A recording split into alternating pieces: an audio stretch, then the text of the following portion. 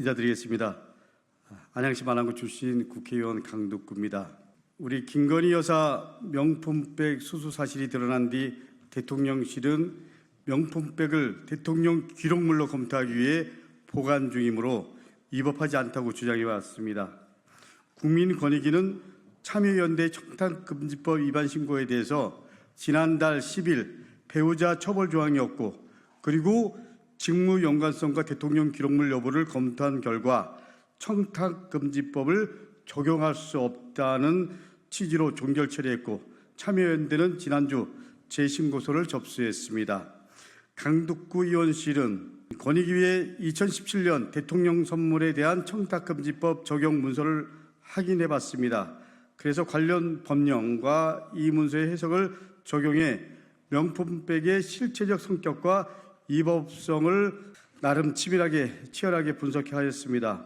우선 명품백의 대통령 기록물 여부 실체적 성격을 살펴보았습니다. 대통령 기록물 관리에 관한 법률 제2조 제1의 2항은 대통령 기록물이 될 수 있는 대통령 선물을 대통령의 직무 수행과 관련하여 국민으로부터 받은 선물로서 국가적 보존 가치가 있는 선물 및 공직자윤리법 제15조에 따른 선물을 말한다라고 규정합니다. 공직윤리법 제15조의 선물은 공직자 및 가족이 외국인에게 받은 선물을 말하므로 명품백은 대통령 선물에 해당합니다. 하지만 국가적 보존 가치가 있냐 없냐 언론이 여러분들께서 판단하시겠지만 이것을 국가적 보존 가치가 있다고 생각하는 분은 없을 겁니다. 국가적 보존 가치가 없으므로 대통령 기록물이 될 수는 없습니다. 따라서 김건희 여사 명품백의 실체는 대통령 기록물이 될 수 없는 대통령 선물이라고 규정할 수 있습니다. 대통령 기록물 지정 여부 판단을 위해서 보관 중이므로 합법적이라는 대통령실의 주장은 터무니없는 꼼수입니다.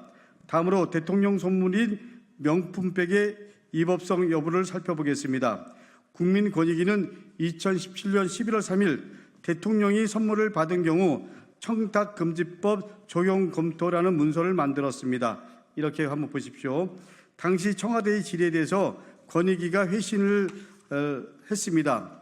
문서는 대통령이 선물을 받은 경우 합법과 불법으로 나뉨을 분명히 밝히고 있습니다. 따라서 대통령 선물인 명품백은 문서의 기준에 따라서 위법성 여부를 따져봐야 됩니다.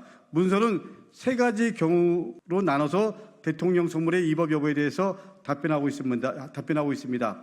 첫 번째 기준으로 전적으로 사적인 관계에 기인한 선물인 경우는 100만 원 범위 내의 선물만 허용 가능이라고 적시되어 있습니다.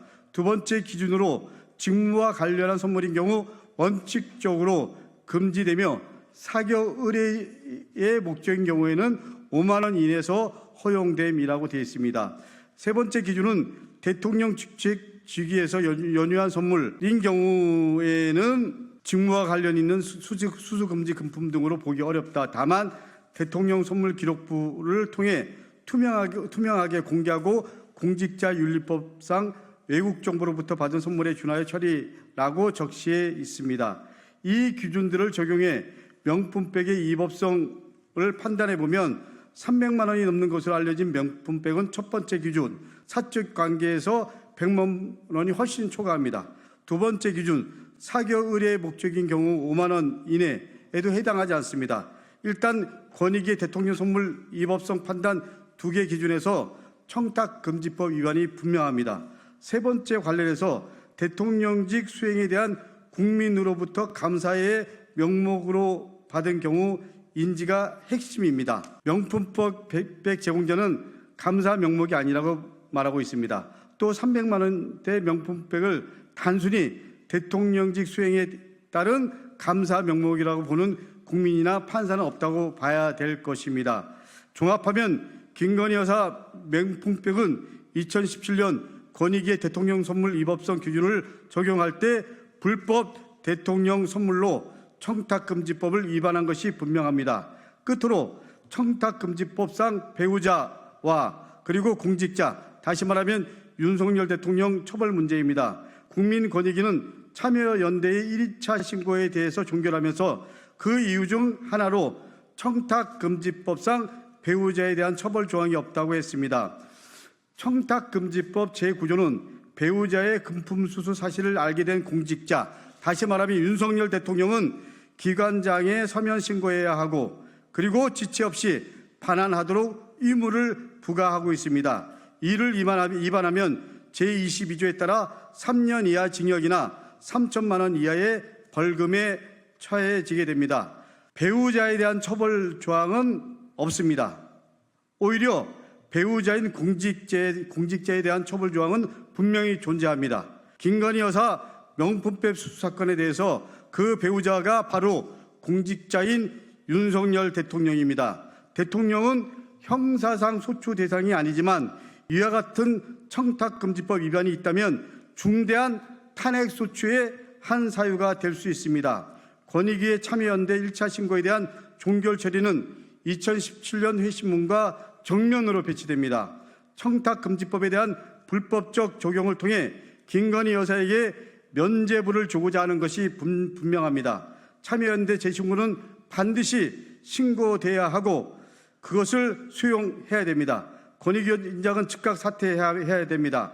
김건희 여사 명품백 특검은 반드시 실시되어야 합니다. 말씀드린 것처럼 김건희 여사의 명품백 수수 사건은 받은 사실이 이미 드러나 있고 과거 권익위의 기준을 볼 때 청탁금지법 위반도 명백합니다. 그럼에도 대통령실이 합법이라고 하고 권익위가 아무 일 아니라고 하고 검찰이 소환하지 않고 있습니다.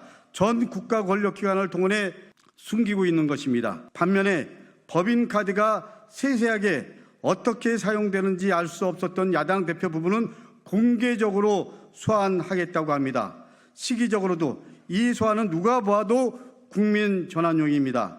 상대방을 밟고 죽여서 자신의 존재 가치를 높이고 반사 이득을 얻으려고 하는 자신이 스스로의 능력으로 더 보여주는 것이 없을 때 사용하는 전형적인 무능한 사람의 얕은 술수입니다.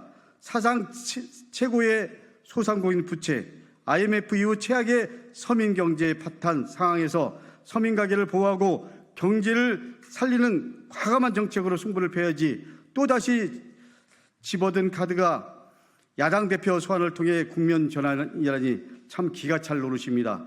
총선 패배 그리고 120만의 국민의 탄핵 소추 요구, 야당 내의 최병 특검 수송 흐름 등 사실상 어떻게 보면 식물 대통령으로 가고 있는 윤석열 대통령의 현 상황을 적나라하게 보여주는 장면입니다. 윤석열 대통령에게 바랄 것이 무엇이 남아있는지 국민은 정말 마지막 질문을 던져야 하는 순간으로 가고 있습니다. 윤 대통령은 스스로 탄핵의 문을 열고 있다고 생각합니다. 윤석열 대통령은 이렇게 얕은 수로 국면 전환할 생각하지 말고 그야말로 민심의 소리, 그야말로 민생을 되돌아보는 그런 큰 틀의 대통령으로서 본질적 고민을 해주기를 다시 한번 무거운 마음으로 요청합니다. 이상입니다.